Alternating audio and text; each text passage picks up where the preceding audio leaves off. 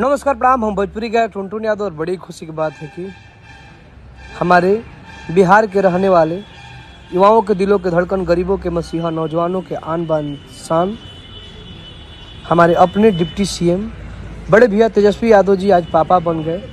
आज उनका लड़की भइल है। हमारा तरफ से बहुत बहुत बधाई बा।